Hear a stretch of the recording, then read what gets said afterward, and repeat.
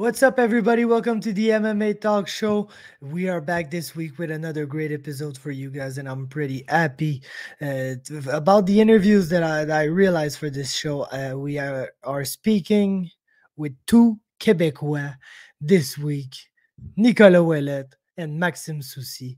Both guys have been fighting for BFL recently. Nicolas Ouellet is a Québécois born here but moved very early in his life to the Powell River and to Vancouver, the Vancouver area, let's say like that, even though it's not that close. I think he told me it's 2 ferries away from Vancouver, so not that close, but to Western Canada, to British Columbia.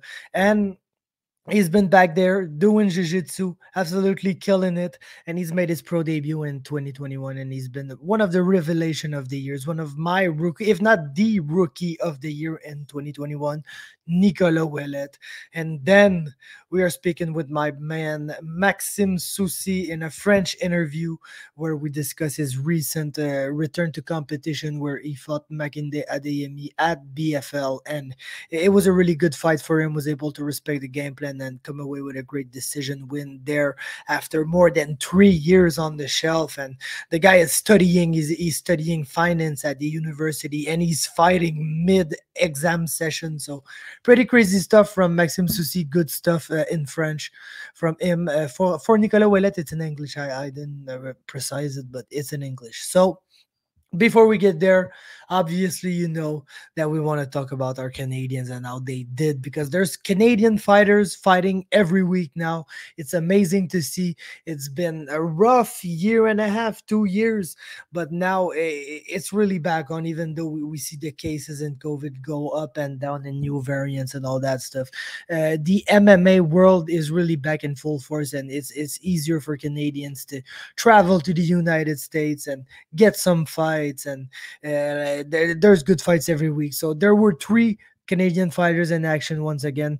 First one is Gillian Robertson, who had a much needed win at UFC 269 against Priscilla Cachoeira, and I was confident in that matchup, but I also saw it as kind of a trap, because sometimes Gillian is not super comfortable on the feet, and Priscilla Cachoeira basically can't defend the takedown to save her life. We've seen that in her UFC career until now, but she's still a sneaky, tough fighter who can endure some really bad moments on the ground and survive and come in later on to the fight and get a finish or get something going for herself. And so I thought it was a good matchup for Gillian for sure, because you know Gillian is good with the takedowns and she's good on top with her grappling and her submission game, and her ground and pound even getting better now.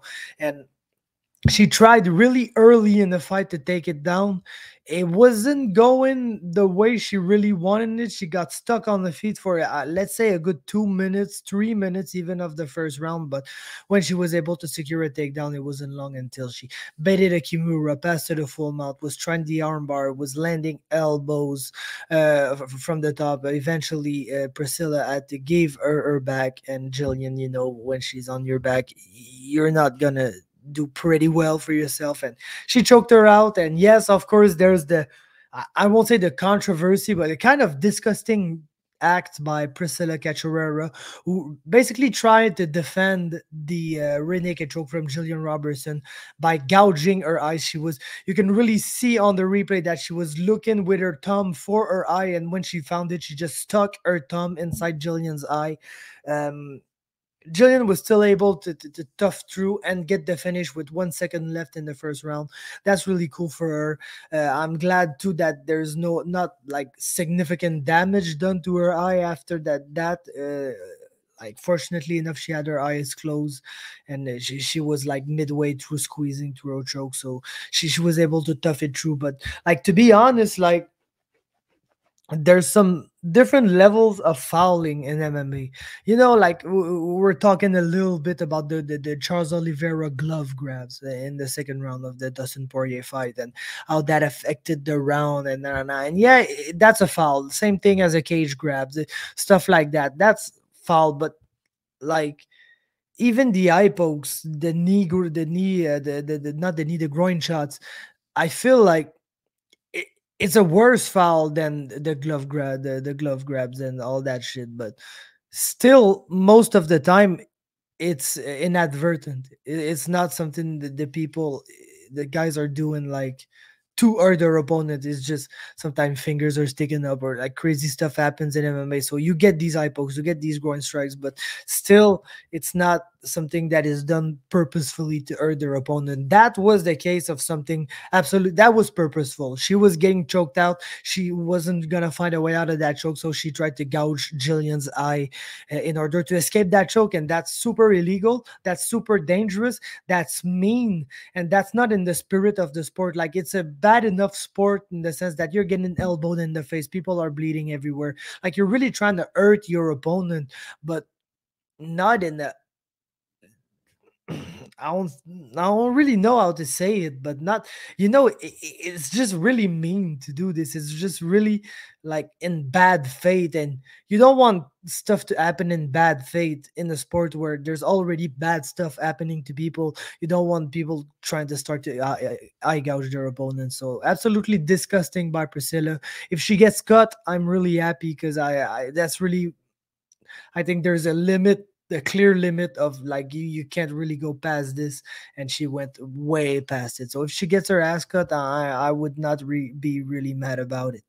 But still, amazing win for Gillian. She really needed it. She's back in the winners column. She's back in the conversation in the division. She used to be ranked. She isn't really anymore, but she's hovering close to the top 20-25 of that division, and it's cool to see her back on her winning way. So congratulations to Gillian. Then at LFA, two Canadians in action, two amazing performances. Tony Laramie's performance was the best one of the two. I won't lie. It's one of the better performances of the year, and I feel like every time Tony fights, he kind of amazes us, and like we shouldn't be amazed by him anymore because we know how good he is, but still every time he comes out, he looks even better, and that's super fucking scary because the guy's 22 years old. That's absolutely insane. And it was fighting Tyus White at LFA. He did amazing. He was powerful, he was fast, his 1-2 was absolutely amazing. He was using the straight right to set up the 1-2s, and like his efficiency in that fight, I would love to know the percentage of strikes that he was able to land on Tyus White, because it's a really high percentage. Was able to shut down the takedowns attempts mostly from his opponent, and like really stalk him down and put a beating on him, but like technically do it too, because it wasn't the typical like, oh, I'm stalking you and I'm basically running after you. It was always using lateral movements, using angles while going forward, while being the guy that was putting the pressure on his opponent. He was moving like side to side to set up his punches, set up his angles, set up his attacks, and like it was really technically advanced. It was really beautiful.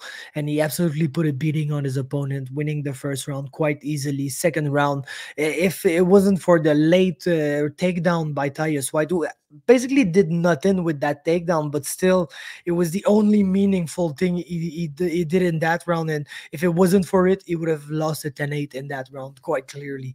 The third round was the best round for Tyus White by far. I still feel like it's a clear Tony Laramie round, but he was still able to land some good punches here and there, land a couple of really good body kicks. So better third round for White, who was 4-0 and undefeated going into that fight, but he really got his ass handed to him by Tony Laramie, who just pulled out one of the best performances of the year. So major props. I feel like if you're looking at guys that could make the big jump in 2021, I feel like Tony, he's 6'2" now. Anytime he comes out, he shows us that he's getting better, and the guy is already pretty good. He was already pretty good when he began his pro career at 18 years old. So crazy stuff from Tony, one of the best performances of the year, like I said. So big shout out to him. And then Jamey-Lyn Horth, Mayra Cantuaria. Jamey-Lyn Horth is your new women's flyweight champion in LFA, a belt that has been won by Andrea Lee and Sabina Mazo. So basically, everybody that has won a belt, a feminine belt, a woman's belt in LFA, has made it to the UFC, and Jamey-Lyn is the new champion, the next one to do it. And what a great performance too there. She fought an opponent that was really game. I mean, maybe even too game for her, because Jamie-Lyn's a really intelligent fighter, is a really relaxed fighter who always comes in with a really good and strategic game plan. And I feel like for her in that fight, it was really all the way in or all the way out. She was at range kicking and throwing long strikes to try to keep her opponent at bay, because clearly Cantuaria wanted to come into the pocket and try to throw some combinations and turn the fight into an ugly fight, a brawl more than a technical matchup. And when Jamie-Lyn wasn't at range, she was in the clinch, absolutely smothering her opponent and taking her down. But to be honest, she took her down. She had lots of top control in that fight, but almost every time the grappling was initiated by Cantuaria. In the first round, she rolled for a knee bar. She was kind of close, but Jamie-Lyn was able to stay like very calm, very composed, and then was able to take top position from there. Second round, same thing. Yeah, a mistake down from Cantuaria, and Jamie-Lyn just takes top from there and absolutely dominates her in the second round. And you can really see at that point, like, the will kind of fall off from Cantuaria. At a point, they spent a big 30 seconds where Jamie-Lyn was up and she was kind of kicking the legs, and the Cantuaria was standing on her back and kind of waiting, kind of not doing anything to create some distance to rise back up. So she was the one looking for the takedowns, looking for the grappling, and by doing that, she got broken. She got broken, and she didn't even want to rise up anymore at the end of the second round. And Jamie-Lyn was able to really dominate that round, come into the third round, and do more of the same. And when she was able to secure the back, a good body triangle, sunk in a rear naked choke, and really made it look easy against a good opponent who was like 9-3 or something like that. So 12 pro fights. Jamie-Lyn was like 4-0. She came in, absolutely dominated her from start to finish. So like really amazing performances from the Canadian fighters this weekend. And we're really looking forward to next weekend with Unified and Tarpsaw Fighting Championship, the two final MMA cards of 2021 in Canada. It's going to be an amazing time. And that's about it. Let's go to the interviews. Let's speak to Nicolas and Maxime. What's up, everybody? We're back, and I'm with somebody who I've got a lot of questions for. Nicolas Ouellet. What's up, man? How's it going? How's it going, man? First off, first question: do you speak French? Oui, monsieur. Why? Do you know that you've got the most Québécois name ever? Je suis Québécois, man. Ah ouais, tu viens d'où? Trois-Rivières. Ah, sacrament, Trois-Rivières. And how did you end up back there? Well, I was born in Trois-Rivières, Quebec, and my family moved when I was 5 years old, and we ended up in Vancouver for a little bit, and then we found Powell River shortly after. So that's where my roots. Yeah, for sure. Cause I seen you like on your Instagram too, and your brother's name Raphael or something like that. Yeah, Raphael Ouellet. Yeah, so I was like, oh man, how do these guys are back there with the most Québécois name ever? But I'm glad to know that you're one of ours, my man. Cause holy shit, I didn't know you before this year, but I'm pretty sure fucking know you now, my man. And I gotta say before we begin, you're one of my favorite prospects out there. I do jiu-jitsu. I'm a jiu-jitsu nerd. I love that shit. And man, the way you just go out there and do some amazing stuff on the ground, and your striking is very impressive too. So that's why I was saying I got so many questions for you. Like, when did you start fighting? My first amateur fight was in 2019, but I've been training and fighting with my little brother, and my dad taught us. Jean-Marc Ouellet is my dad, so another Québécois. For sure, man. Yeah. So 2019. Holy shit. First amateur fight, yeah. Damn, man, it's been a fast rise, because holy shit, man. I'm surprised about that. Did you get the chance to fight amateur for BFL too?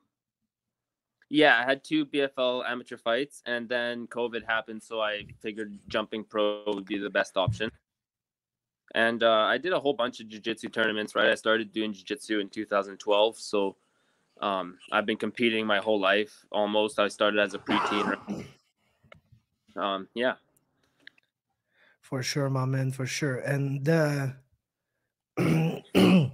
how would you assess your first year as a pro? Because like as an outsider, I think you did amazing. To be quite honest, it's a really good start to your pro career. But I wanted to know from your perspective, how do you like analyze your first year as a pro in MMA? Oh, I'm very happy with it. I went according to plan, except one fight fell through. So I was supposed to fight 3 that year, ideally, but it is what it is. Sometimes fights fall through. So no, the fights themselves were perfect in my opinion. That's how you want to do it, right? Get in, get out, take not a lot of damage, and just get on to the next one, right? So I'm going to stay as active as possible this upcoming year.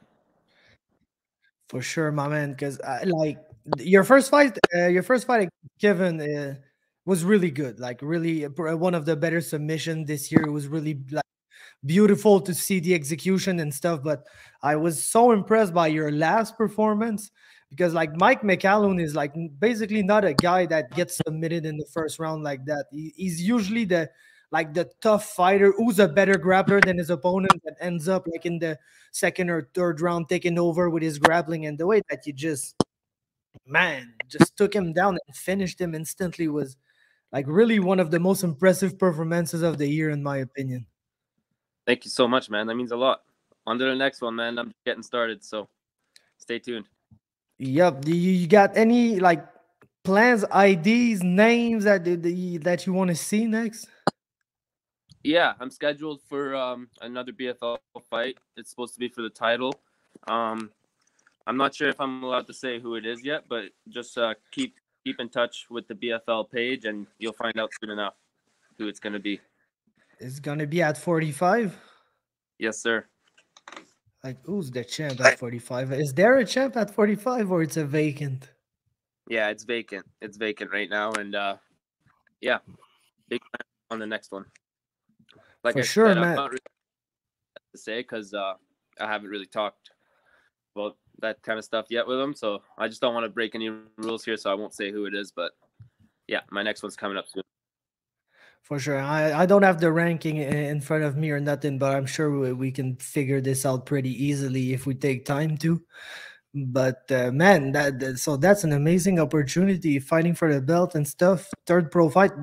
Does anything change in your training now that you can possibly go 5 rounds, or you just plan on getting the early finish once again?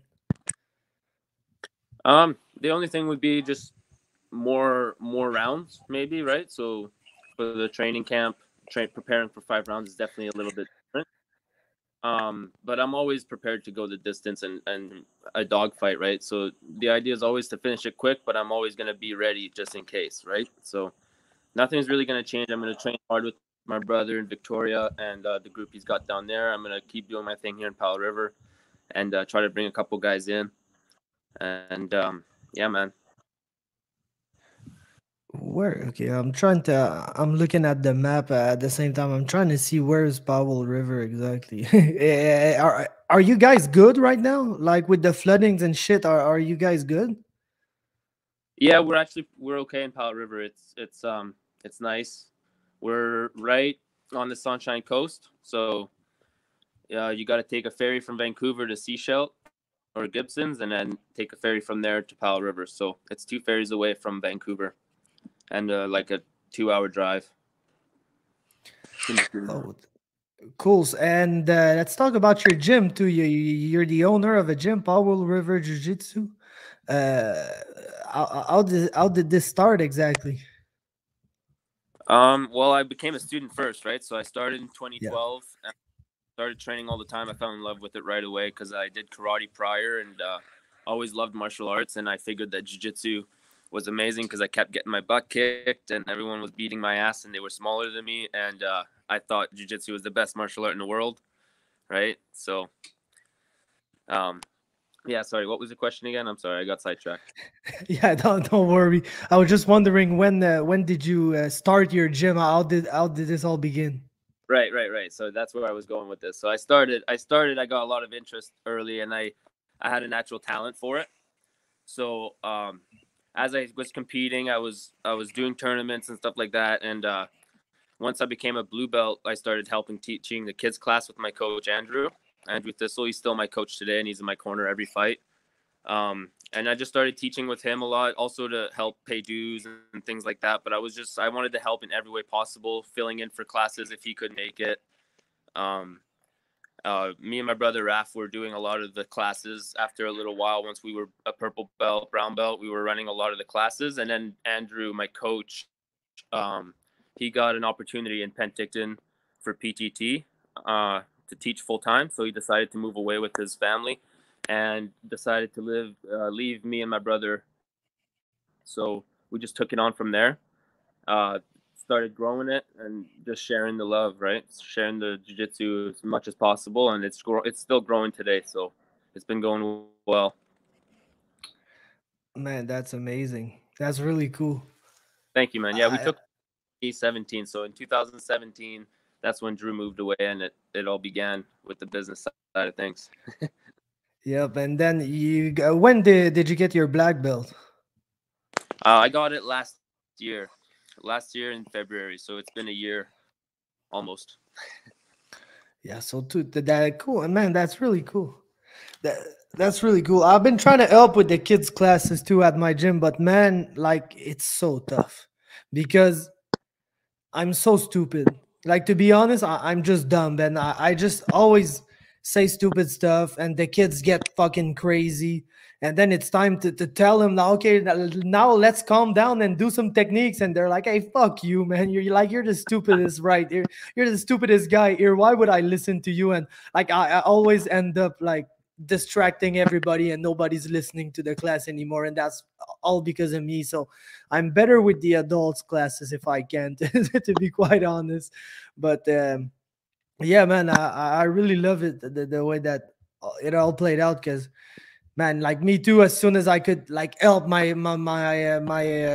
teacher with with classes and stuff, it's really like the part of jiu-jitsu that I prefer, to be honest. Like I love to compete, it's cool and stuff, but sometimes I like once you get there and you're going on the mat, it's cool once you started, but before you start, it's always super shitty. You're like, oh no, why the fuck am I doing this? I'm kind of nervous for no reason because I won't get hurt. I do jiu-jitsu every day, so why would I stress? But like it's stressful and stuff, but the teaching Yeah. aspect of things is really the thing I prefer, I think, to be quite honest. Yeah, and just to correct myself, I got my black belt in 2020, not 2019. I don't know why, but I got it last year, 2020. And yeah, like you said, the teaching actually, in my opinion, teaching class helps me in my progress as well because I have to go over every little detail to explain it to somebody who has no idea, right? So in my head, I have to really section it the way I'm supposed to, and fundamentals and all that stuff, just going over and over again, even with the kids classes, right? It's always fundamentals. So I just have to stay sharp with the foundation. And I love building students up as well. So I love seeing students succeed, and I love seeing their progress. And all of a sudden, sometimes the students are giving you a hard time with some moves that you've taught them, and it's a great feeling. So I love it, man. Yeah, for sure. Like one thing that I really love is sometimes, let's say I show a technique, like, and I do it like step by step, and now guys they go on and they drill it, and like sometimes there's like one common mistake that everybody is doing, and it just makes you realize. Sometimes I was like, oh yeah, so I'm doing this, and that's why this is not happening. And sometimes you just don't really think about it, you just do the move. And when you try to teach it to people, you see the place where they struggle, and that makes your move better because say, okay, people struggle there, so you're more conscious of like basically what you're doing in that exact moment. And yeah, like you said, like competing is cool, but to be honest, what I prefer is always when we got the white belts that are at their like first or second tournaments, and because they're rolling with us at the gym and they get their shit they get their shit wrecked every day, and sometimes it's tough for them because we tell them, you're absolutely ready to compete, man, but he doesn't really know it because he's always getting his ass kicked in the gym. And like the way that these people, yeah, the way that these people, when they get to the tournament, often they win and like they're super happy and like they get so motivated to do more jiu-jitsu, and like that's how basically you hook them up, man, and you make sure that they can't like get enough of it. And that's one of my favorite moments, to be honest. I love let's say I do a tournament and I win, like it's cool, I'm proud of myself, but never prouder than when I see people that like I help in the gym and they do good. Yeah, I totally agree, man. It's awesome. It's a great feeling, and I love seeing people fall in love with jiu-jitsu too. You can just see it in their eyes sometimes. They just ask questions, and that's another thing that I always tell my students, there's no stupid questions. Like, just ask as many questions as you possibly can, because it also helps me. Sometimes they ask a good question, and I'm like, oh, what is the answer to that? And I have to do it, and I figure it out with them. That's when the real learning happens, right? Like, for me anyways, because I have to really go over it. And yeah, nothing better than being a coach, man. But I'm always a student too, so I'm always learning. Yeah, no, for sure. That's the most important. Even my coach, even my coach's coach, everybody's still a student. It's crazy, Yeah. man. Like, because my gym we're affiliated with Nova União. So basically, before the pandemic, like once a year, we either add like the big Nova União boss, Wendell Alexander, or someone that's like within the top black belts, or let's say like Leo Santos, Wagner Fabiano, or Thales Leites. And they all come and do a seminar. And like, man, when you look at these people, like the big boss, first he comes out with his coral belt and stuff. So you're like, holy shit. And the guy, man, he's just like an encyclopedia of moves, man. You ask him one question, he doesn't even understand you because he's Brazilian. And like, he doesn't speak French, he doesn't speak English, he only speaks jiu-jitsu. But you ask him a question, he's like, oh, okay. And he shows you like 25 moves, and you're like, holy shit. All the options, the rabbit holes, they never end. Yeah, man, it's crazy. I love it so much, man. Basically, it really fucking changed everything for me. Like, I always loved MMA. I always knew I wanted to be like, I'll cover MMA and that. But when I really started training and doing jiu-jitsu, man, it like opened everything up, man. To be honest, it's man. Me too. Hey, I'm just gonna go and plug my phone in. It's dying here. Yeah, no, for sure. But anyway, man, I think I'm gonna let you go. I don't got much else for you. I'm gonna leave you with the final word, though. Like, anything you want to say, any people you want to shout out, anything you want to plug. Floor is yours, my man. Yeah. Thank you, everybody, for the support. All of Powell River, my team, Powell River Jiu-Jitsu, everybody involved in the gym, helping the gym thrive, and Nelson Sprue, always my number one training partner, the scrappy southpaw. My brother Raph, always coming to visit me. My girlfriend Deidre, helping me with the emotional support and the meal planning and just everything behind the scenes. She's my everything. And my coach Andrew Thistle, who's always in my corner and always gonna be, So thank you, everyone, for the support. Thank you for having me on, and stay tuned, because coming next year, I'm taking over. Yeah, for sure, man. And anytime you got something to say, you always got a place on the podcast, man. My fellow Québécois, man. Anytime. Okay, merci beaucoup, man. OC, check out my brother Raph. He's going to be coming out and fighting and taking over with me next year. So, my brother Raph. Can't wait. Merci beaucoup, mon gars. À la prochaine. Yeah, bye. What's up, guys? On est là avec notre boy Maxime Soucy, big winner récemment au BFL 70. Comment ça va, mon boy? Ça va super bien, merci. Puis toi? Ça va, mon gars, je suis content de te recevoir sur le podcast finalement, man. Ça fait un bout que je voulais te parler. Il n'y avait pas grand-chose à se dire, honnêtement. Non, c'est ça. Ça fait une couple de fois qu'on se parle et tout ça, mais on est comme... il se passe rien, mais en même temps, ça a tellement été statu quo au Québec pendant un bout que c'est genre... En effet. Mais là, on a de quoi à se parler. Puis de quoi d'excitant, man, parce que tu as fait ton retour. Tu as un changement d'adversaire de dernière minute. Tu t'en es collissé bien raide. Tu y as pété à la gueule, même s'il était gigantesque. Fait que je voulais savoir, avant qu'on rentre dans les détails là, de la patente, comment tu te sens une semaine pile. Sacrément, on est vendredi. Ouais. Une semaine pile Une de, semaine de pile. ton retour dans la cage. Honnêtement, je me sens vraiment bien. Comme j'ai retourné rouler cette semaine, j'ai recommencé de l'entraînement reparti comme si de rien n'était. J'étais allé rouler justement aujourd'hui et tout ça. Je me sens super bien. J'ai pas de blessure, j'ai pas pris de dommages, rien. J'ai vraiment comme. J'ai fait qu'est-ce que j'avais à faire, in and out. Puis, comme. C'était drôle parce que, comme je disais, je peux pas me permettre de prendre du dommage. Là, je suis dans un fin de session à l'université. J'ai pas le temps de me prendre une commotion. Là. Fait que je rentre là, je fais ce que j'ai à faire, puis je retourne à la maison étudier pour mes examens. Là. C'était vraiment ça le game plan. Fait que c'est exactement ça qui est arrivé. J'ai mal un peu au poignet, je te mentirais pas. Il y avait la tête dure. Puis ma cheville qui était un peu enflée à cause de ça. Là, parce que tout le long, le bout qu'on strikait, je le kickais beaucoup. Parce que je voulais neutraliser sa main, en fait. Je voulais détruire son épaule. Je voulais pas qu'il se sente à l'aise de lancer sa main parce que je voulais qu'il ait peur constamment de si je lance ma main, il va me knocker. C'était ça le game plan. Ça.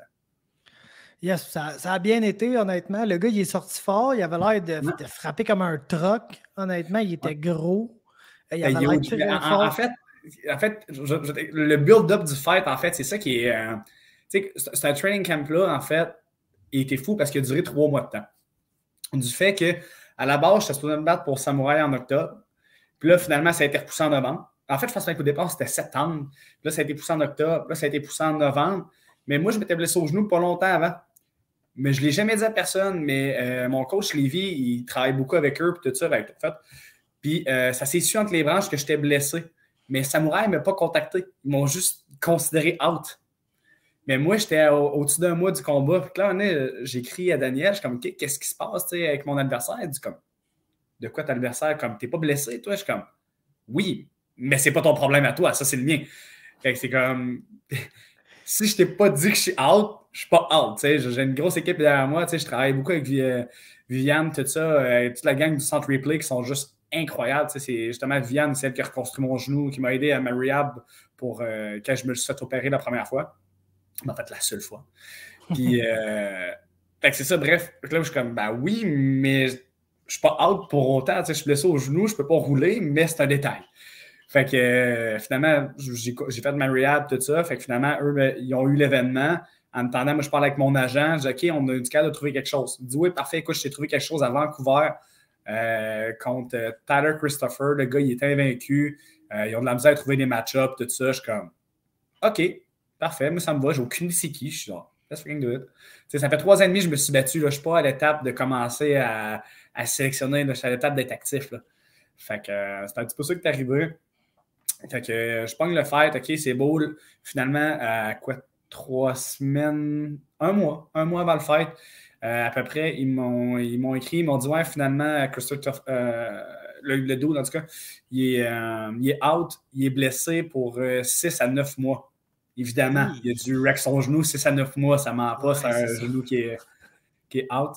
Puis, fait qu'ils m'ont dit, il reste un dos là. Je suis comme, OK, parfait, je check un peu les trucs, tout ça. Au début, je suis comme, OK, c'est chill. Là, je me mets à écouter les fights, puis qu'il présente 80,7 kilos, je suis comme, c'est plus gros que 66, ça. Ah, t'es genre ça, c'est quoi, même? C'est 180. 180 livres. Le gars se battait pro en Europe. Dans le fond, lui, c'est un gars d'Irlande. Puis, il se battait à 180 livres pro. Puis là, je suis comme, that's a big dude. Moi, j'arrive de 135, là. Okay. Moi, je suis comme, moi, 135, ça me fait chier, mais tu sais, je vais être le plus petit 145, c'est pas grave, tu sais. Mais t'as juste le monstre, Godzilla, qui débarque de 180 livres. Je suis genre, OK, man. Why not? Fait que là, j'avais vu que c'était battu à 170 puis 180. Là, j'étais comme, OK, on peut le faire. Le gars, il est talentueux, il est puissant, il a un bon striking. Mais, je parlais avec mes coachs, puis comme, OK, fight IQ, je vais le battre. J'ai plus d'expérience, je comprends mieux le fight. Ma compréhension du combat, je suis pas mal certain qu'elle est meilleure que la sienne. Puis, fait que je suis comme, OK, let's go, on y va de même. Puis avant d'accepter le fight, en fait, on a exigé qu'il se fasse embarquer sa balance. Fait qu'ils l'ont filmé, embarquer sa balance pour voir qu'il était capable de faire le poids. Parce que même BFL n'était pas certain non plus. Ils sont comme, that's a big dude. Fait que finalement, une couple de semaines avant, ils l'ont fait embarquer sa balance. Il restait 2 semaines. Il restait même pas. Il restait 2 semaines quand on l'a fait embarquer sa balance. Puis il était à 165, genre quelque chose de même. Puis moi, à ce moment-là, j'étais à 161, 162. Je suis comme, OK, job done. let's fucking do it. Je suis comme, il est capable de faire le poids, c'est sûr. 20 livres en 2 semaines, c'est aucun problème. Fait que, disons pour un fighter, mettons. Ouais. Quelqu'un de normal, c'est c'est pas la diète à faire. Mais bref, fait que, ouais, fait que ça a bien aidé. Fait que finalement, c'est ça. Il a réussi à faire le poids. On arrive là-bas. Je montais là-bas avec Lévi. On arrive à peser. Le gars, on voit qu'il est tic, là. Il est super cote. Il est creux dans la face. Puis, tu sais, la cote de poids, là, il l'a faite là, parce que c'est un fucking tough. Là. Le gars, là, il s'est dit qu'il allait faire 145 puis il l'a fait. Il a fait 144,8 puis je lève mon chapeau parce qu'il est gros. Là. Puis il a fait le poids. Face à face, j'étais comme OK, il est une petite affaire plus petit que moi. Il est costaud, mais genre, il n'est pas si gros que ça quand je le vois embarquer dans le camp. Ce gars-là, c'est le frère de l'autre. C'est pas le même, ça. Là. Non, j'ai fait OK, ce dude-là a bouffé le gars d'hier. C'est genre. C'était son repas. Vraiment. Hey, donne-moi 30 secondes, le chien veut rentrer, j'en viens de ça. Oh, il n'y a aucun stress pour boy. Mais Chris, c'est vrai qu'il était gros son adversaire, les boys, vous n'avez aucune idée. Man. Si vous n'avez pas vu le combat sur UFC Fight Pass, là, vous irez voir ça, mais c'est vrai que quand l'adversaire rentrait dans la cage, là, ouais, je me rappelle, Greg, on l'écoutait, là, puis on se disait, aïe, aïe, ok. Puis nous autres, il faut que je t'avoue, nous autres, on est gros, on a des PTSD là, de BFL. Là. Ouais. À cause du combat de Zachary Powell. Là, ben, c'est ça, là, nous autres c'était clairement ça qu'on s'est dit. On s'est dit, OK, si je vais là, il faut que je l'assassine. J'ai pas le choix, il peut avoir aucun doute. Puis mon préparateur physique, Colas, c'est comme ça qu'on a monté le fight. Il a dit, c'est pas compliqué. Tu finis le fight ou tu perds. Puis c'est pour ça que je suis arrivé à faire. Je suis capable d'ouvrir la switch pendant 3 rounds, puis je vais vomir entre chaque round, ça me dérange pas, je suis capable de le faire. Mais c'était un peu ça le game plan de. J'y donne pas une seconde pour respirer, puis genre, let's go, on y va, puis on pousse. Puis mon camp d'entraînement était monté en fonction de faire ça aussi. Ouais, puis honnêtement, c'est comme. Tu sais, à la fin du combat, j'avais aucun doute que tu avais gagné. Comme j'avais aucun doute que Zach avait gagné, là, mais Zach, l'affaire qu'il l'a tué, puis c'est là que ce que tu dis, man, c'est bien. C'est ce qui l'a tué, Zach, c'est qu'il a dominé les rounds. Mais si tu checkais dans le coin, entre les rounds, il avait l'air d'être en train de jouer big, les 2 bras à côté sur son coach, man. Genre, il avait l'air surfini. Mais ça devrait pas compter dans le score, puisque quand les rounds commençaient, Zach gagnait clairement le combat. Ouais. Mais c'est le body language dans le coin de l'autre qui est là tout frais parce qu'il passe genre 12 minutes sur son dos à pas faire grand-chose. Puis c'est sûr qu'il n'est pas le gars le plus fatigué. Il se défendait pas tant. Ça se faisait dans la cage puis il donnait des arm punch de même. Là. C'est ça. Mais genre, j'avais peur, mais quand ils ont eu la décision avec les 18 puis tout, j'étais là. Man, moi, je pense que les 2 derniers rounds, c'est des 18. Là. Je pense que c'est 30-25, le score, selon moi. Oui, mais ça paraît pas bien. Ça paraît pas bien. Mais non, mais le deuxième round, non. Pas le deuxième, mais le troisième, oui, parce qu'il n'y a pas de gars dans la fois. Le deuxième, non, parce qu'il y a eu des scrambles quand même. Il a réussi à se relever. Non, il n'a pas réussi à se relever. J'avais fini dans son dos. C'est vrai. Non, c'est ça. Tu finis le round dans son dos. Puis tout. J'avais même réussi à pogner le d'Afghanistan handcuff un peu. Oui, exactement. Puis tout. Fait que, non, c'est ça. Je pense que, mais écoute, le score était bon. Tout était parfait, mon gars. Ouais. Retour à l'action avec une belle victoire. Puis, c'est ça qu'on veut parce que, man, ça faisait, comme tu as dit, 3 ans.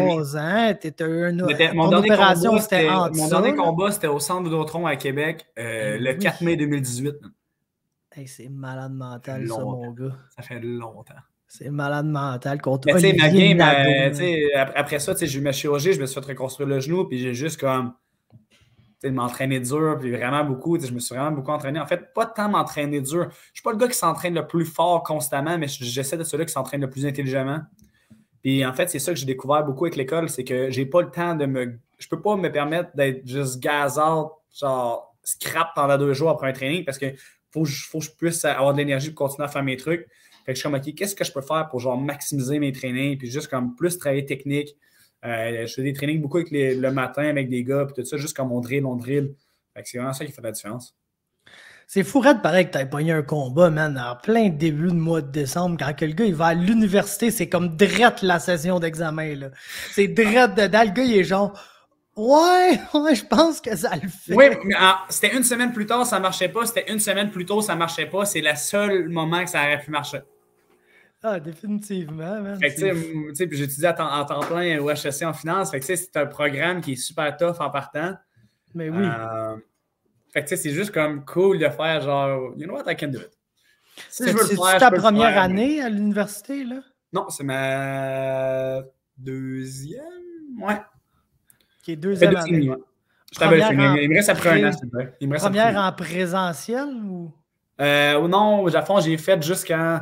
J'avais fait ma première session complète. Après ça, on a fait un an.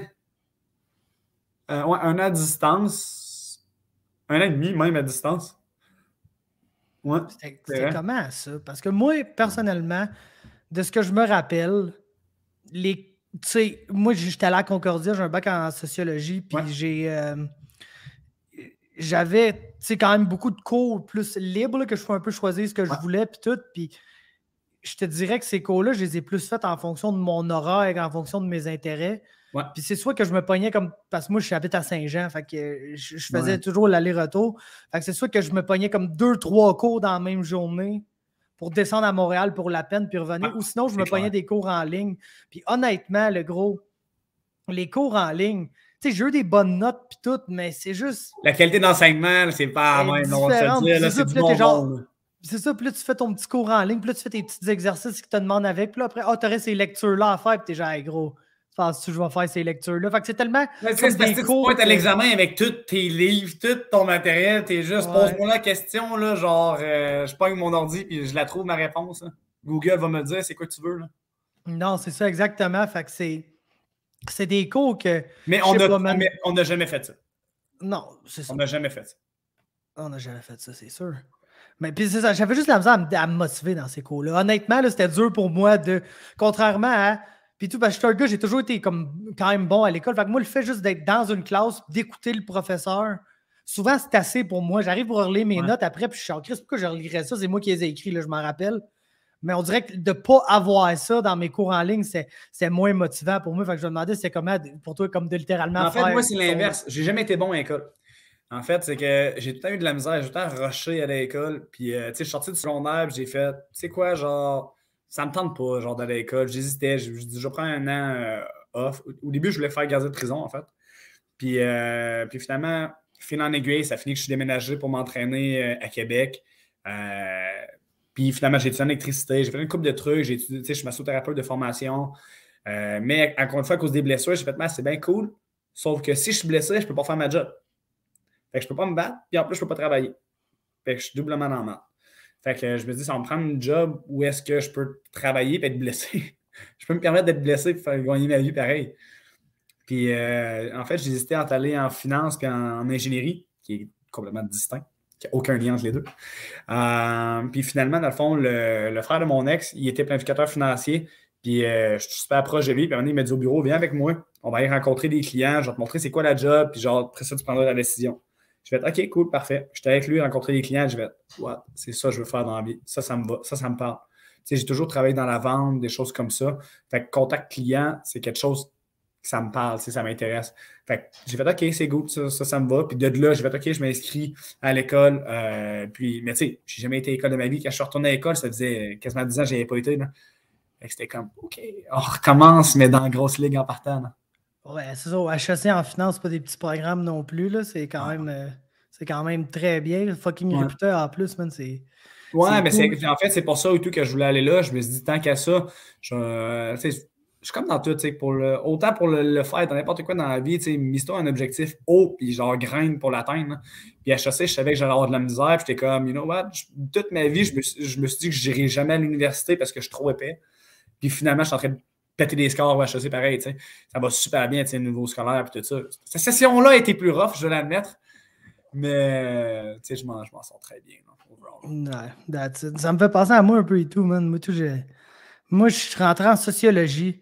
Moi, les gros, j'ai écrit ça à la merde au cégep. Le gros. Quand je suis arrivé moi, on va mettre ça au début. J'ai sauté une année, OK? J'ai commencé direct en première année. J'ai pas fait ma maternelle. Je me suis crissé dehors de la maternelle parce que je savais lire. Mais ma mère est enseignante, tu sais. Fait que c'est sûr, ma mère, quand j'étais curieux, j'étais un petit enfant à la maison, j'étais curieux. Je voulais apprendre à me le montrer, tu sais. Fait que j'ai comme appris à lire, à écrire un peu avant d'aller à l'école. Fait que quand je suis arrivé en maternelle, il était genre big... on ne te fera pas découper toute l'année, mon gars, là, ça va t'abrutir que le 5 calice. Fait qu'il m'a envoyé en première année. Fait que là, ça fait que j'ai toujours été j'aurais été le plus vieux dans ma classe. Parce que dans le fond, moi, je suis du mois de décembre. C'était ma fête cette semaine, en fait. Fait que je serais le plus vieux dans la classe, mais le fait que j'aille sauté une année, je tombe automatiquement le plus jeune dans la classe, mais le plus jeune de beaucoup. Là. Ouais, c'est ça, de 1 an et quelques, genre. T'sais. Ouais, fait que là, tout mon secondaire, j'ai été le plus jeune. Mais j'étais dans un programme de langue et de sport-études, mais programme langue, dans le fond. Okay. Fait que, au lieu d'aller faire du sport l'après-midi, on faisait des projets en anglais, en espagnol, tourner des petits films, des affaires super le fun, mais cool, nous apprenaient les deux langues le plus possible. Fait que là, après, j'étais allé au cégep. Puis là, quand j'étais allé au cégep, mon gars, j'ai commencé à chiller, OK? Puis je me commençais à m'en colisser un peu. Puis ça a été un petit cave là, qui va faire de la pilule la fin de semaine, des parties. Puis tu sais, un peu foutre de la merde. Elle trippé bien fort, Exactement. Chose que je n'ai pas faite de toutes. Tu sais, moi, tous mes amis ont fait ça au secondaire. Puis là, rendu au cégep, ils vieillissent un peu. Moi, je suis le petit jeune qui n'a pas fait ça du secondaire. J'ai jamais fumé rien. Puis là, au cégep, je commence. Fait que moi, c'est là que mes notes ont comme droppé. J'avais comme 75% de moyenne générale à peu près. Ouais. Ce qui n'est pas normal pour moi parce qu'au secondaire, j'avais des 90 dans tout et plus. Ouais, c'est ça. Fait que là, quand il est venu le temps d'aller à l'université, j'hésitais. Soit je voulais aller en comptabilité pour administrer la business à mon père, ou je voulais aller en journaliste communication parce que c'était pas mal ça. Plus en journalisme, I guess. Puis honnêtement, les deux, c'était assez contingenté parce que j'allais à Concordia. Concordia, pour les finances, c'est John Molson School of Business. C'est top aussi, là, c'est vraiment exactement. Top, fait que, il fallait quand même des bonnes notes pour rentrer là. Même affaire pour le journalisme. Ouais. Fait que j'ai dit, je vais aller en sociologie. C'est une science humaine, c'est vraiment facile. Mes examens, c'est genre, voici une question large. Réponds-moi en 3 pages. Je dis, OK, il faut que j'écrive des mots, c'est pas mal ma spécialité, ça. Fait que, puis gros, finalement, je me suis jamais décidé ce que je préférais entre les deux. Fait que j'ai eu le temps de finir le programme. Puis là, j'ai un bac en sociologie. Puis je suis pas encore retourné. Puis j'aimerais ça y aller en journalisme, mais d'un autre côté, mes affaires, ça commence je pensais que tu l'avais fait, en fait, parce que je sais que évidemment, tu es clairement passionné par le journalisme, surtout au niveau sportif, tout ça, tu sais. Je m'attendais, en fait, je pensais que tu avais déjà fait ça. C'était ça le plan, mais je pense pas que j'avais des assez bonnes. Mais en même temps, de façon très honnête, est-ce que aujourd'hui, ça t'apporterait quelque chose d'aller faire le cours? Je le sais pas. Je pense que oui, au point de vue de... tu sais, si je voulais me trouver une job là-dedans, puis plus avoir... Parce que là, je travaille de nuit à l'hôtel à Venise. Fait que, tu sais, j'ai un autre job pour payer mes affaires, puis... Sacrément, c'est quoi quand ça, je m'étouffe de même? Mais j'ai... tu sais, la page, tout, avec mes commentaires au Samouraï, j'ai eu un commanditaire le mois dernier. Fait que, tu sais, je commence à faire de l'argent avec ça, mais c'est des quantités minimes d'argent que... Oui, absolument, mais c'est jamais je pourrais vivre avec ça. Mais d'un autre côté, c'est la première fois... C'est des petits trucs comme ça, des petits commanditaires qui font la différence, puis les gens ne comprennent pas à quel point que ça change la vie de quelqu'un. Ah, ça change tout, man. C'est ça, je te donne un exemple. J'ai des amis, mes parents, la semaine passée, juste avant que je parte, ils m'écrivent, puis genre, juste random, sont genre, hey, on peut pas remettre commandité, mais on peut-tu t'aider? Finalement, tu sais, genre, ils m'ont transféré un peu d'argent juste pour m'aider, puis juste pour m'encourager, puis je suis comme, tu comprends pas à quel point tu changes ma vie. Tu m'envoies 50$, moi, ça change tout, là. Tu sais, c'est comme, c'est juste par principe, tu sais, c'est un petit montant qui n'a pas fait une grosse différence nécessairement pour eux, tu sais, c'est des gens aisés qui sont en retraite, c'est comme, pas ça qui fait la différence. Mais pour moi, en cas d'entraînement où je calcule tous mes trucs, je fais comme, OK, cool, je vais être capable de me payer ça avec. OK, je vais être, tu sais, comme, tout est calculé, là. Fait que c'est comme, ah, nice. Puis, tu sais, après ça, les autres commanditaires qui embarquent, c'est juste des petits montants de chacun qui fait la différence, tu sais. Yep. Mais, tu sais, c'est ça et tout de mon bord un peu. C'est, tu sais, je me dis, oui, j'aimerais ça, tu sais, y aller à l'université, faire mon cours en journalisme, puis tout. Puis, ça m'aiderait peut-être à me trouver une job là-dedans, que je pourrais ne plus faire mon autre job. Puis, ça serait cool. Mais d'un autre côté, mettons que demain matin, je vais faire ça, puis là, je lâche ma job, puis là, je vais travailler à RDS. C'est exemple. Ouais. Est-ce qu'à RDS, je vais encore vraiment avoir la liberté de continuer ce que je fais maintenant, qui est ma page, que c'est comme j'ai l'impression que pour la première fois depuis 5 ans, que je suis comme en train de bâtir de quoi pour vrai avec ça. Moi, je pense en fait que c'est l'inverse qui va arriver dans ton cas. Il y a plus de chances que tu te fasses spotter par RDS à cause de ça. Exact, que et non, l'inverse, que tu cours après RDS, en fait, RDS, laisse-les te courir après, c'est là que ça va marcher, puis tu es en train de te monter genre un following, un certain fanbase, tout ça, comme là, tu t'es plugué avec Samouraï, tu te fais voir, je sais que tu fais plus la section anglais, Mais tu sais, au final, t'es la table à côté. Là. Oh, et puis gros, c'est ça. Tu comprends? Tu sais, un exemple, il y a un soir que Lévi ne peut pas être là un soir, il est malade, hey, ça nous prend un gars. Mets tes fesses ici, mon homme, on est parti, c'est ça qui va arriver. Là. Non, c'est ça, exactement. Fait que, j'ai comme l'impression que peut-être que maintenant, je suis en train de mieux me placer que si j'allais faire mon cours en journalisme. Fait que ça va toujours être ça le dilemme, mais ben, on verra bien dans 5 ans d'ici quelle était la bonne chose à faire, là, rendu là. Je me stresse pas plus qu'il faut avec ça. Comme je t'ai dit pour la première fois, j'ai l'impression que ça s'en va à quelque part, tout ça. Fait que, c'est ça. On ride le train. Puis, mais c'est exactement ça. C'est de prendre Samouraï, ça a tellement aidé et tout. Tu n'avais pas aidé comment ça. Dès qu'il y a eu l'annonce de Samouraï, les yeux qui. Parce que gros, il y a un bout pendant la pandémie, là. Et puis ça, je sais que Facebook, YouTube, tout, c'est des algorithmes. OK? Puis il y a un moment donné que. Genre, on dirait que tout le monde ne faisait que chercher des choses en lien avec la COVID, lire des choses en lien avec la COVID. Il n'y a rien d'autre. Que moi, là, il n'y a plus personne qui voyait mes publications. J'avais une page avec 10 000 likes dessus, le gros, là. Puis Facebook montrait ma publication à genre 500 personnes, même pas. Parce que l'algorithme n'était pas de mon bord pendant tout. Mais, tu sais, là, ça s'est rétabli depuis, heureusement. Puis, c'est ça, en fait. C'est quand il y a un boost, utilise-le, par. Exact. Puis là, les samouraïs, ça a tellement amené un boost de mongol, de yeux de plus dessus. Puis que j'ai des gens justement qui m'écrivent hey, on vient de trouver ta page, c'est vraiment cool, puis on va continuer à suivre ça. Puis il y a du monde qui découvre que genre, hey, il y a un d'autre au Québec qui fait un podcast avec le monde d'ici. Puis. C'est ça, c'est le fait qu'en même temps, ça donne la chance, qu'est-ce que tu sais, de faire connaître les fighters ici. Nous, ça nous donne un exposure. C'est juste bon pour tout, en fait. C'est juste. En même temps, ça donne la chance au public de connaître autant comme toi en tant que pour l'entrevue, mais aussi comme connaître les athlètes. Les athlètes d'ici, c'est qu'est-ce qu'ils font, c'est qui la personne, parce que le personnage, on s'entend qu'il se bat dans la cage, c'est pas nécessairement la même personne dans la vie de tous les jours. Si on prend Strania, exemple, qui est le meilleur exemple, le plus grand personnage, je ne suis pas convaincu qu'il est aussi wild dans la vie de tous les jours nécessairement, tu sais. Non, c'est pas à tous les jours qu'il est chez eux à crier à douleur, tabarnak, tu la douleur. Ouais, c'est ça, exactement. Tabarnak, mais tu sais, c'est ça, exactement ça. Puis tu sais, je pense qu'on a tout un peu notre côté. Surtout, tu sais, on s'entend, c'est un sport tough, là. Mais tu sais, c'est de savoir. Ça donne la chance en même temps de connaître les fighters, puis en même temps de faire comme. Peut-être qu'en entrevue, se faire écoute, ce gars-là. Comment il s'exprime ou quoi que ce soit, ça rejoint, nous, notre façon de penser, on veut l'encourager. C'est toutes des belles possibilités. T'sais. Ouais, ben c'est ça que je trouve vraiment cool. J'ai mon boy et tout, Max Carabine, là, qui a commencé à faire ça, mais vraiment plus. Tu sais, lui, fait quoi de vraiment spécifiquement, genre une entrevue qui va te recevoir, puis il veut pas savoir ce que tu vas faire à ton prochain combat, puis c'est quoi ton game plan. Lui, il veut juste vraiment savoir chip au ketchup ou chip au vinaigre. T'aimes-tu mieux 300 ou les gladiateurs, tu sais? Ouais. Puis, tu sais, ça, je trouve ça cool, je trouve ça important parce que c'est souvent de même que le monde va relate. Parce que moi, je veux pas à cause que tu sais, je m'entraîne, puis je chill dans le gym, puis tout. Vous autres, je vous vois comme du monde, genre, bien normal, que votre métier, c'est d'aller vous péter la gueule dans une cage. Puis oui, ça, c'est extraordinaire, exact. Mais au final, votre vie de tous les jours est anodine, un peu comme la nôtre, des fois. Sauf que vous autres, votre travail, c'est d'aller au gym, puis entraîner vos techniques dans différents arts martiaux. C'est quoi ta job? Ben, d'aller au gym, apprendre à briser des membres, stranguler des gens, puis créer des commotions. Yep. C'est cool que les gens ils puissent justement vous voir sur un autre angle que.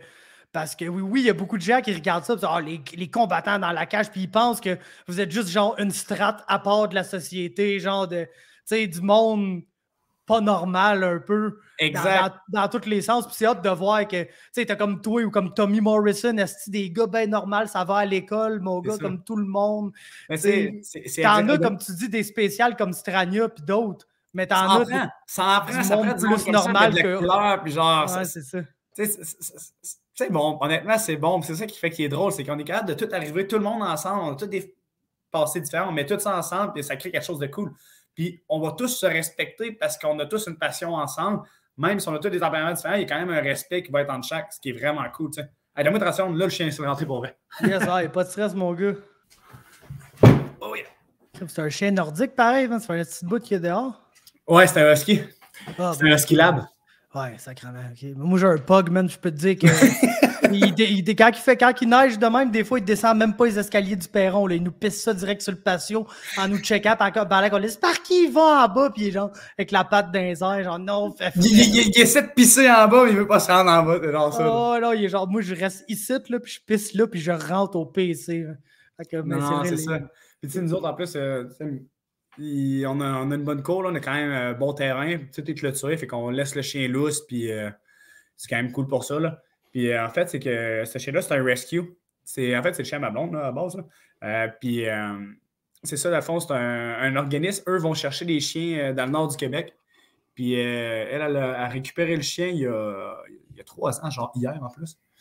Puis c'est ça, dans le fond, les chiens là-bas sont lousses. Là. C'est des chiens errants, puis les autres, ils l'ont ramassé de même. Mais tu sais, ça fait que le chien a des problèmes. T'sais, au début, il y avait des problèmes de comportement parce que tu sais, c'est un scavenger. Là, il fait juste manger n'importe quoi. Puis il n'y a jamais eu d'éducation, il n'y a pas eu rien. T'sais. Fait qu'ils ont fait un travail incroyable pour vrai avec. Là. Puis, mais là, le seul problème qu'il y a, exemple, c'est ses pattes. Il y a des pattes d'un chien genre de 14 ans. Là. Fait que aussitôt qu'il touche du sel dehors ou qu'il est trop longtemps dehors, il se met à geler des pattes puis il a mal. Autant l'été que l'hiver, des fois, il chauffe les coussins. Les coussinets là, sont finis. Là. Finis. Là. Il y a des coussinets d'un chien de 13 ans. Là. Mais tu sais, il y en a trop. C'est juste ça. Mais tu sais, comportementalement, c'est une grosse guidoune. Là. Il est juste trop fou. Là. C'est un escape artist, par exemple. Laisse-les pas 30 secondes sans surveillance. Tu le sais s'il y a des failles dans ta clôture ou pas. Tu le laisses aller. C'est fini, tu le sais. C'est nice, ça. Ah, moi, tout, j'ai un rescue. C'est un pug, là, mais c'est une madame, man, je sais pas trop comment on l'a trouvé, mais elle a une page Facebook, ça s'appelle Pug Québec, puis elle, à chaque fois qu'il y a des petits pugs qui, tu sais, que leur famille, ils peuvent plus s'occuper d'eux ou nanana, elle les ramasse, puis elle en a comme, déjà, elle en a 5-6. Fait qu'elle se retrouve, tu sais, là, elle habitait, c'était drôle parce qu'elle habitait à Pointe-aux-Trembles d'une maison de ville avant, man. Genre, drôle de crise de spot, mais là, elle a déménagé, elle habite genre à Shawinigan, dans le bois.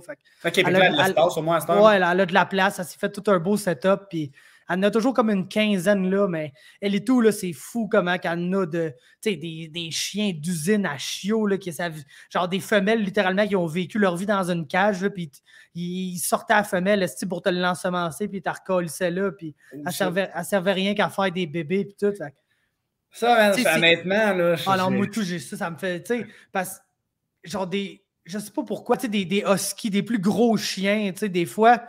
C'est comme il arrive des affaires fucked up, mais t'es genre, tu sais, c'est un gros chien, tu sais, il est capable d'en prendre, puis c'est pas correct, là, mais le monde... c'est ça, mais je comprends ce que tu veux dire. Le monde se dit ça pareil. Un petit crise de pug, même. Justement, qu'un chien de même, parce que s'il y a un trouble comportemental, les conséquences sont pas les mêmes. Une morsure d'un chien comme ça de 80 livres qui te ramasse un bras, c'est pas la même morsure que t'as un pug, tu sais.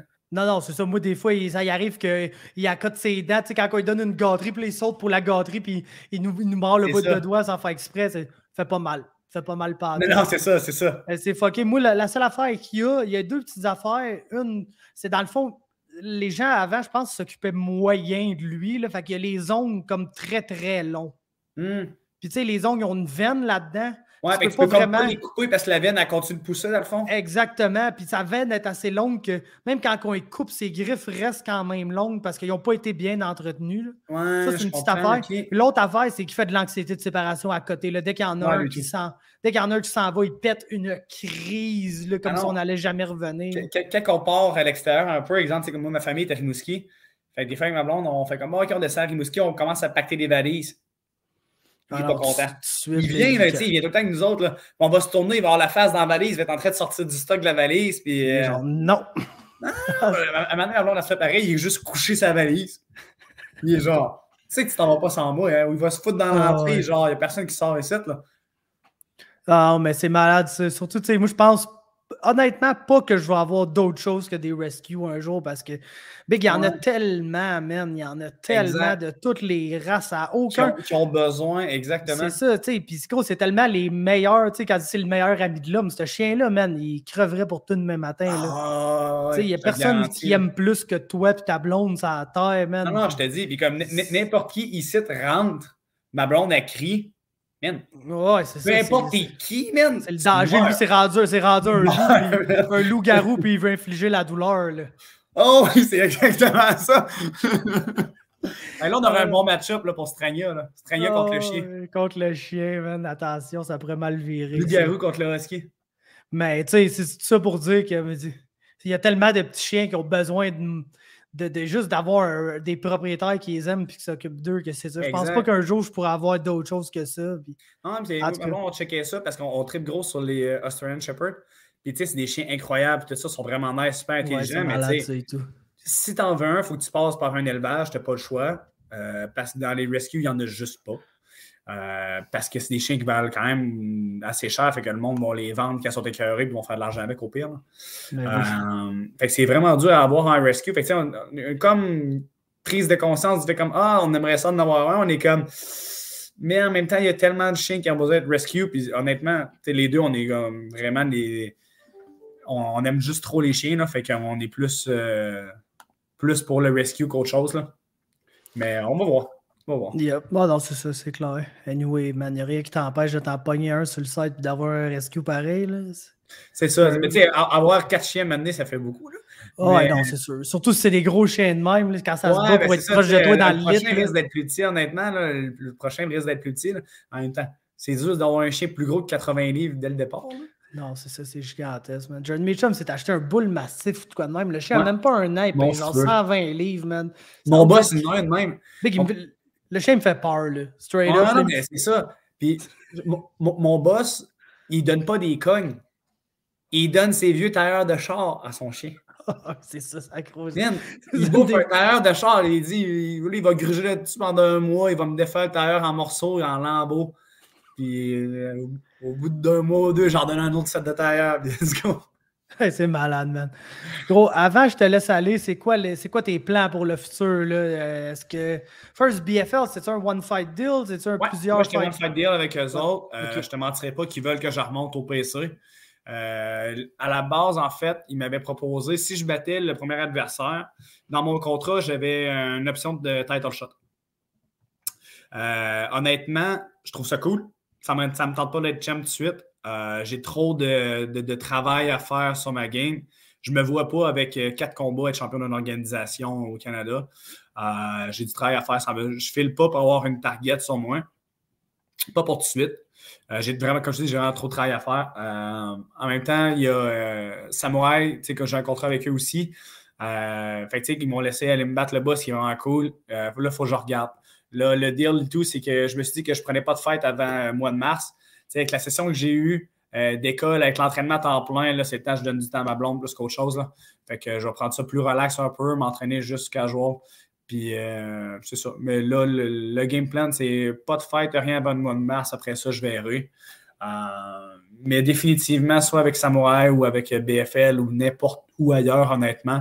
BFL, j'ai trippé sur l'expérience, c'était vraiment cool. J'étais quand même bien payé, je l'admets, c'était pas si mal. Fait que, reste à voir. C'est sûr que je ne me vois pas signer un contrat de 3-4 combats avec eux. C'est au bout du pays, puis il faudrait que je sois vraiment super actif. Avec l'école, je ne peux pas garantir que je vais être actif autant que ça. Fait que c'est toutes des choses à voir. Je vais y aller avec les opportunités de match-up, les opportunités de tout, en fait. Qu'est-ce qui peut être bon, pour ma carrière, mais comme pour le sport, qu'est-ce qui tombe bien. C'est con, avec l'école, je ne peux pas me battre n'importe quelle fin de semaine. Je peux... avec les examens, OK, là, je peux pas, là, je peux pas. Fait que c'est vraiment difficile pour moi de trouver un match-up. Avec mon agence de management, ESS Fight, les gars me trouvent des fights à toutes les fins de semaine quasiment. Là. Je pourrais me battre non-stop. Là. Cette année, j'ai dû refuser 50 fights. Là.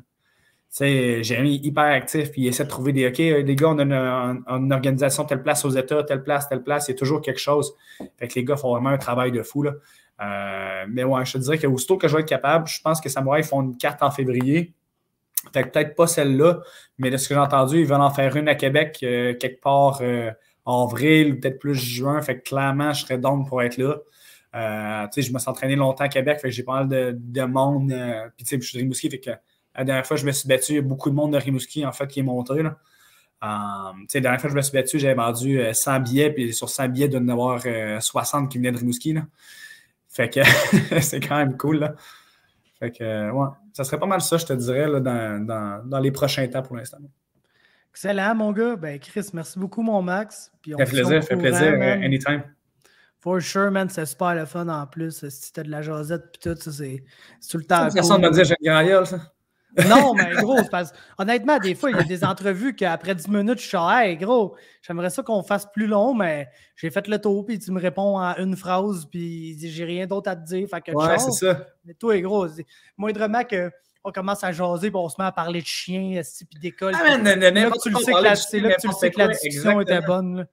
C'est ça. Puis, tu sais, je pense que c'est un peu le fait que, tu sais, j'ai touché à plein de choses dans la vie. Tu sais, j'ai pas juste comme un truc, tu sais, j'ai vécu des choses dans la vie. Tu sais, ça fait en sorte que j'ai de la jasette, j'ai vécu autre chose. Puis, comme n'importe quel sujet, je suis capable de. Je vais comprendre le sujet, je vais être capable d'élaborer avec toi là-dessus. Puis, on peut jaser. C'est quand même cool, là. Yup, ben c'est ça qui rend ça cool, man. Puis. Et n'importe quand tu veux, on s'en fait une petite entrevue sur le site. N'importe quand tu as le goût de jaser, appelle-moi. For sure, mon gars, on se tient au courant, man. Vendu. Merci beaucoup. Et tu passes à Montréal, passe au TriStar, viens rouler, puis ça serait cool. Ouais, for sure, je suis dû pour venir au TriStar. Ça fait fucking longtemps que je parlais là. Fait que ouais, pour vrai, viens rouler, puis tout ça, là, un moment donné, ça serait cool. On roule ensemble, on chill, puis ce serait nice. Check ça. Parfait, man. Ben, on se textera pour se tenir au courant. Ouais, quand t'es là, c'est quand les cours et tout, puis ça va me faire plaisir, mon gars. Vendu. Hey, on s'en parle. Yes, sir. Thank you, Max. Non, merci, mec. Bye.